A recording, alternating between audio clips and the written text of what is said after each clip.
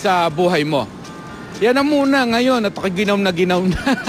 Live mula dito sa North Pole, Pasay City.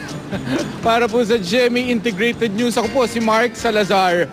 Nakatutok 24 oras, giniginaw-ginaw pa. Kailangan mo ng init sa magdamag. Sige, maraming salamat sa iyo, Mark Salazar. Ayoko niyan, ginawin ako. Oo nga, ikaw. Ganun din, ma'am. Mas type na natin itong Pinoy Christmas. At least pwede tayo magganito, di ba? At yan ang mga balita ngayong Lunes. Ako po si Vicky Morales. Mga kapuso, naku, ito na.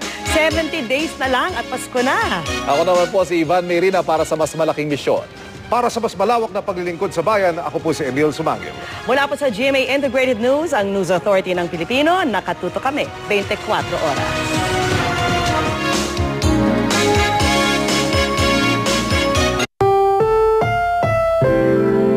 Ang programang ito ay rated SPG. Striktong patnubay at gabay ng magulang ang kailangan. Maaaring may masiselang tema, lengguwahe, karahasan, sexual, horror o droga na hindi angkop sa mga bata.